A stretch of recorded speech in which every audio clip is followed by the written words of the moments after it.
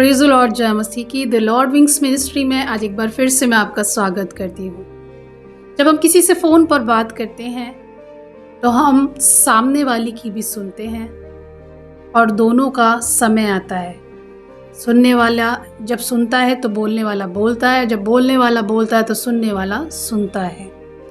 आज आत्मिक जीवन में हम बहुत सारी जगहों पे निर्णय लेते हैं, लेकिन उन निर्णयों को लेने के बाद हम असफल हो जाते हैं, क्योंकि हमारे जो निर्णय होते हैं उसमें हमें परमेश्वर की रज़ा नहीं पता होती है।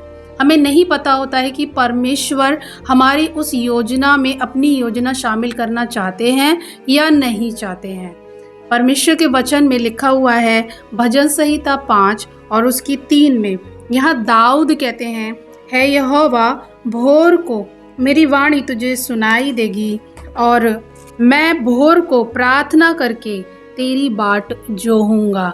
हालेलुया। मैं एक बार फिर रिपीट करूँगी इस वर्ष को। यहाँ लिखा हुआ है, हे यहोवा भोर को मेरी वाणी तुझे सुनाई देगी, मैं भोर को प्रार्थना करके तेरी बाट जोहूँगा। यह दाऊद कह रहे हैं परमेश्वर से कि जब मैं अपने दिन की शुरुआत करूँगा तो परमेश्वर मैं तेरे पास आऊँगा और मैं अपने दिल की सारी बातें तुझे बताऊँगा।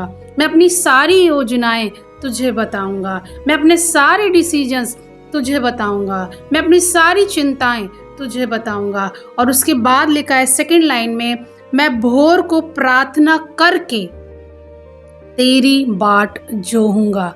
बाट जोहूँगा यानी प्रेयर कर लूँगा और उसके बाद थोड़ा ठहरूँगा, थोड़ा रुकूँगा और मैं तेरी बातों को सुनना चाहूँगा। मैं तेरे उन डिसीजंस को सुनना चाहूँगा जो तूने मेरे लिए निर्धारित किए हैं। क्योंकि मेरे प्रिय भाई बहन, मेरे और आपके सारे डिसीजंस मेरे और आपके लिए ठीक नहीं होते हैं। परमेश्वर का वचन कहता है जो योजनाएं उसने मेरे लिए बनाई हैं उसमें से कोई भी योजना मेरी हानि की तो नहीं है, बल्कि मेरे लाभ की है।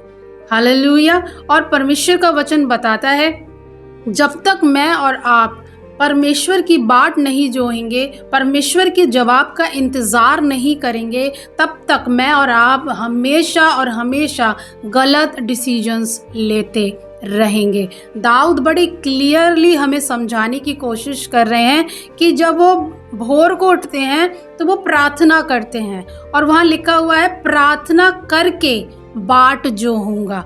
क्या मैं और आप जब अपने प्रेयर रूम में जाते हैं या अपनी फैमिली के संग प्रेयर करने बैठते हैं या अपनी पर्सनल प्रार्थना करते हैं या चर्च में जाके प्रार्थना करते हैं या किसी सभा में जाके प्रार्थना करते हैं, तो सच बताइएगा मैं और आप एक लिस्ट जारी कर देते हैं खुदा के लिए, और उस लिस्ट के तहत मैं और आप सिर्फ बोलते हैं, प्रभु ये चाहिए, प्रभु वो चाहिए, प्रभु ये कर दे, परमेश्वर ये क्यों नहीं किया, ऐसा होना चाहिए था, मुझे ये चाहिए, मुझे वो चाहिए। और वो लिस्ट पढ़ने के बाद मैं और आप बोलते हैं आमीन और उठ के चले जाते हैं।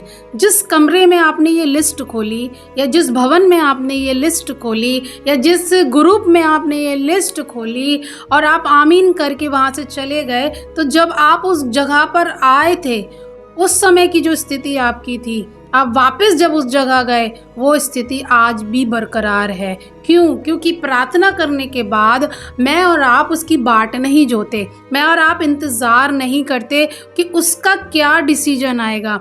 वो मुझसे और आपसे बात करना चाहता है, वो मुझसे और आपसे अपने मन की बातें कहना चाहता है। प्रभु का वचन बताता है कि परमेश्वर का आत्मा गुप्त और गहरी बातों को प्रकट करने वाला आत्मा है। ये गुप्त बातें मैं और आप कब समझ पाएंगे? ये गुप्त बातें मेरे और आपके जीवन में कब खुल पाएंगी? ये तब खुल पाएंगी जब मैं और आप प्रार्थना करने के बाद थोड़ी देर बैठेंगे और उसका इंतज़ार करेंगे। कैसा लगे कि फ़ोन पे सिर्फ आप बोलो बोलो बोलो और जो व्यक्ति आपको सुन रहा है आप उसकी सुनो ही ना और फ़ोन कट कर दो। ये तो ठीक नहीं है। ऐसे ही ठीक हमारे प्रेयर लाइफ में होना चाहिए कि जब हम अपने परमेश्वर से अपनी प्रार्थना के रूप में बातें कर रहे हैं तो अब हमें चुप होना है और अपने खुदा को सुनना है। लेकिन आज हमारी लाइफ के अंदर से ये चुप रहना ही ख़त्म हो चुका है।